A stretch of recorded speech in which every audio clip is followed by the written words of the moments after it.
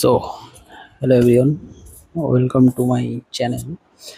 তো আজকে আমরা করবো হচ্ছে LCM and HC, LCM and HC, ঠিক আছে? LCM and LCM. তো তোমরা সবাই জানো এলসিএম কি? Least common multiple.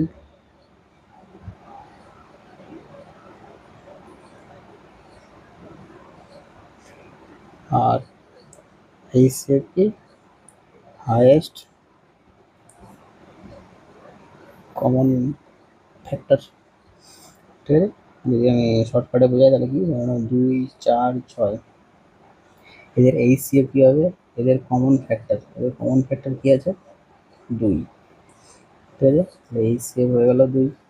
আর এলসিএম কি? এদের কমন মাল্টিপল সবচেয়ে বেশি, বা লিস্ট, সবচেয়ে লিস্টেড এগুলো। তাহলে দেখো 6, আর এদিকে 6 আছে, 2 আছে, 2 আছে, 2, 12, ঠিক আছে? এবার এটা বার করার একটা প্রসেস যেটা আমি ইউজ করি সেটা তোমাদেরকে বলি। দেখো এলসিএম বার করার নিয়ম, ধরো 3, 4, 5, আচ্ছা, আর একটু ভালো সংখ্যা নিই 8। তো এলসিএম বার করার জন্য আমি যেটা করি সেটা হচ্ছে আমি সবচেয়ে আগে বড় সংখ্যাটা নিয়ে নিই, ঠিক আছে? 8 নিয়ে নিলাম।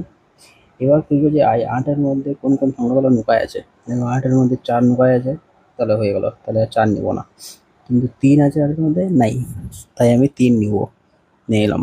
তাহলে 8×3 = 24, তাহলে এদের এলসিএম হচ্ছে 24। বুঝতে পারলাম? এরকম বড় সে বড় অঙ্ক এলসিএম বার করার জন্য আমি এই প্রসেসটা ইউজ করি। তো তোমরা ইউজ করো, আশা করি ভালো লাগবে। আশা করি এলসিএম এসে আর অসুবিধা হবে না, ঠিক আছে? আর এইচসিএফ বার করার নিয়ম, ধরো 2, 4, 8 এদের এইচসিএফ কত? তো এটা যেহেতু ছোট সংখ্যা, ওই জন্য খুব সহজে বাড়া যাবে। কিন্তু বড় সংখ্যা থাকলে কি করব, এদের মধ্যে ডিফারেন্স নেব 2, এদের মধ্যে ডিফারেন্স নেব 4, ঠিক আছে? এবার এই ডিফারেন্সের মধ্যে এইচসিএফ খুঁজবো। দেখো এটা 2 আছে, আর এখানে কি 4-এর মধ্যে কি 2 × 2 4, তাহলে 2, তাহলে এখানে 2 হবে হচ্ছে এইচসিএফ। বুঝতে পারলা? আশা করি বুঝতে পারলা এলসিএম এইচসিএফ কি জিনিস। সহজই, বেশি কঠিন না।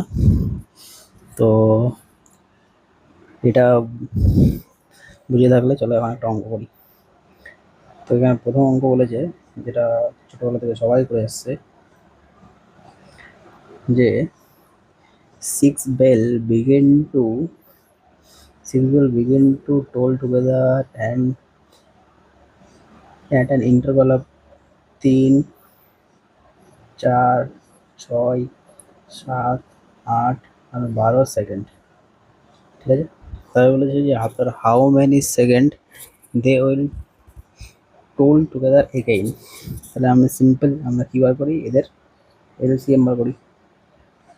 তাহলে এলসিএম বার করার আমি যেটা প্রসেস বললাম সেটা, বড় সংখ্যাটা নিয়ে নাও। বড় সংখ্যার মধ্যে এবার কী কী লুকায় আছে দেখো, 3 এর মধ্যে আছে তাই নিব না, 4 এর মধ্যে আছে নিব না, 6 এর মধ্যে আছে নিব না, 7 আছে নাই, তাহলে 7 নিয়ে এলাম। 8-এর মধ্যে দেখো 4, 2 × 8, তাহলে এখানে যদি আমি 12-এর মধ্যে কী লুকায় আছে, 3 × 4, 4 আছে, তাহলে একটা 2 এক্সট্রা লাগবে, নিয়ে নিলাম, ব্যাস হয়ে গেল এটাই। আর 12 তো আছেই, তাহলে এখানে দেখো 12 × 7 = 84 × 2, 2 × 4 = 8, 8 × 2 = 16, অ্যান্সার। বুঝলা? ইজি সে ইজি। চলো এর পরের অঙ্কটা করি, এটা একটু আগে সহজগুলো করি, তারপরে কঠিনগুলো করাবো। হ্যাঁ, এটা বলেছে যে 3 number are in the proportion 3:8:5 and their LCM, আর দেওয়া আছে হচ্ছে এলসিএম কত, 8:80। তাহলে বলেছে হোয়াট ইজ দেয়ার এইচসিএফ। তাহলে দেখো নাম্বার 3টা রেশিওতে দেওয়া আছে, আমি তাহলে নাম্বার 3টা ধরে নিলাম, 3x, 8x, 5x, ঠিক আছে? এবার দেখো এটা আমি এক্স ধরেছি, যেখানে দেখো সংখ্যাগুলো 3, 8, 5 সব ঠিকই, প্রাইম ঠিক না, মানে এদের মধ্যে এইচসিএফ বলতে কী হবে, এর 3, 8 5-এর মধ্যে কিছু কমন নাই, তাহলে এইচসিএফ কী হবে, এক্সই হবে।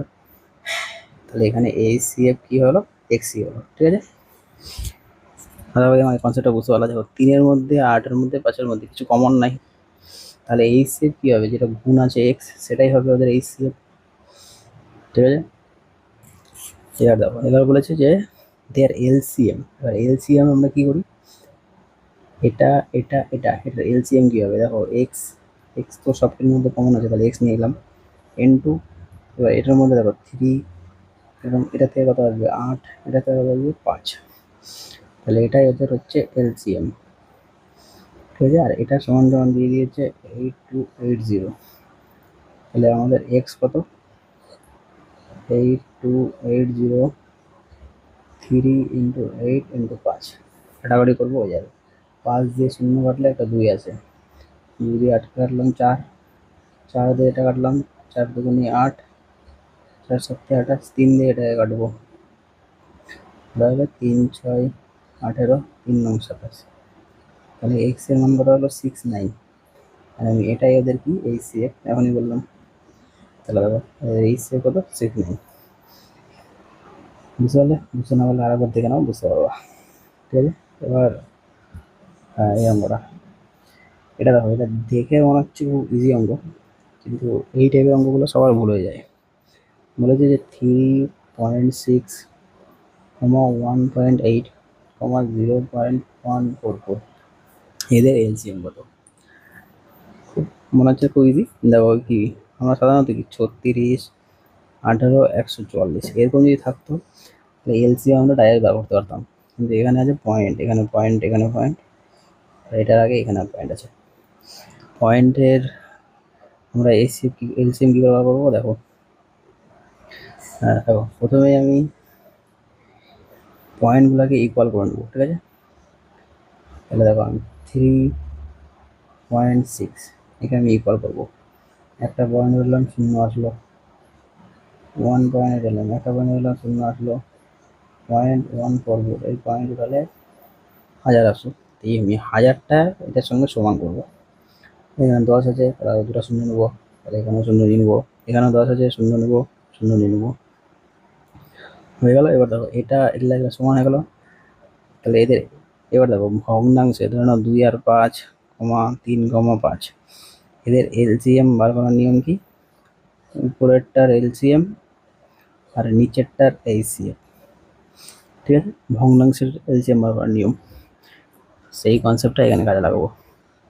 এবার দেখো এদের করবো এলসিএম আর এদের করবো এইচসিএফ, তাহলে এর এইচসিএফ কত, 1000ই, বড় সংখ্যা এটাই। ঠিক আছে, এবার 36 এলসিএম অফ 3600, 1800 আর 144 এদের এলসিএম। ঠিক আছে, দেখো এর এলসিএম কত হবে, বড় সংখ্যাটা নিয়ে এলাম। এবার দেখো 1800-র মধ্যে 36 আছে, 144-এর মধ্যে 36 আছে, কী করে দেখো 144 কী বার, 144 মানে কি 12 ইন্টু 12। এবার 36-এর মধ্যে দেখো, 3600-এর মধ্যে দেখো, 12 3 36, আবার 12 ইন্টু 3 ইন্টু 4 ইন্টু 25, 25 আর 100, তাহলে দেখো 4 3 12, 4 3 12, তাহলে 144 নোকায় আছে, তাহলে এর এলসিএম কত হবে 36 হবে বাই এইচসিএফ 1000, 0 0 কাটলে তার মানে কী করে থাকলো 36/10 মানে কি 3.6, এটাই ওর অ্যান্সার 3.6। বুঝতে পারলা, এটা দেখে মনে হবে খুব সহজ অঙ্ক, কিন্তু অনেকে এই অঙ্ক, এই টাইপের অঙ্ক পারে না। ঠিক আছে, চলো আরেকটা অঙ্ক করি, আরেকটা অঙ্ক, আচ্ছা থাক এটা পরের দিন করবো, এটা আগে বুঝো। তো thank you, like and subscribe,